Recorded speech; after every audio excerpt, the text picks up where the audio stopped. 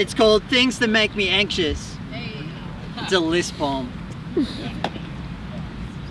1. Why I can't seem to find matching socks. 2. Waking up. 3. My inevitable and unstoppable mortality, meaning that I am getting closer to no longer being conscious of ever having lived or loved or done anything for all of eternity. Like, I won't even get to watch the live stream of my own funeral, or can't they just find a quiet room for me in the dark abyss and play a highlight reel of some cool shit I did when I was alive. 4. Running out of clean clothes because I forgot to do laundry. 5. Saying hello to people IRL. 6. Falling back on writing list poems as a crutch for my increasingly dwindling bundle of new ideas and inventive ways to write poems, and that all I ever write about is anxiety and meta things critiquing the way I write poetry in my poetry, which is a cover for the fact that my only inspiration is other poets. 7. Whether to answer, how are you, truthfully. 8. Whether that person is a hugger or a handshaker, and did I just get it wrong? 9. Deciding what to eat. 10. When you get off the tram late at night and you're walking home in the dark down the street and a woman gets off as well and goes down the same street as you, but you're now following her because you happen to live down the same street, so now you think that she thinks you're following her, so you cross the road or walk really fast past her so she doesn't get anxious that someone might be following her. 10A. But then you think that she thinks that you're doing it just to look like a real hip, woke guy, and you're doing it for your own ego and not for the genuine concern for another human being. 11. How the fuck I'm gonna memorize this poem. 12. The lack of metaphor or poetic devices in this poem. 13. My anxiety sitting across the desk from me in this neat and personified way. 14.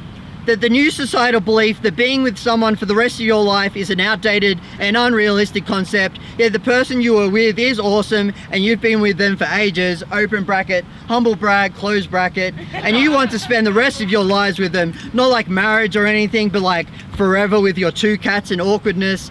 But this means you're either blissfully ignorant of how unrealistic it is that you'll grow apart, fostered by bad writing in every TV series that can't give a satisfying explanation as to why everyone's favorite TV couple broke up.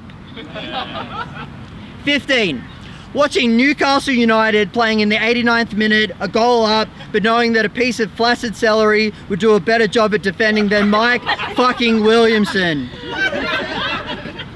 16. That the world is getting irreparably fucked up by climate change and war and people being shit to other people and the world being run for profit, and that the idea of people collectively wanting to stand together and fight against that is so cynically seen as unrealistic and utopian, which reinforces protests and mass change remaining small because everyone discounts it before even trying it. 17. Going to sleep. 18. That awkward conversation I had with a stranger like 6 months ago. 19.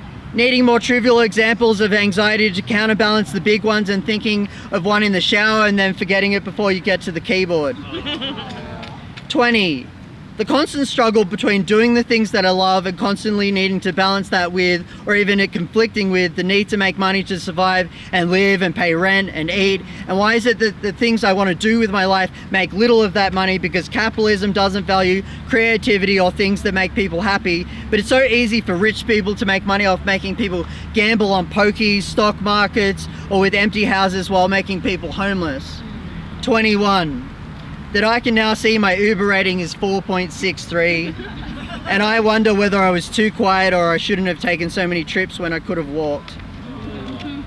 22. That this poem might end on an odd number.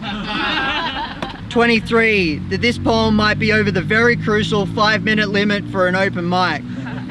24. There, I fixed it. Yes!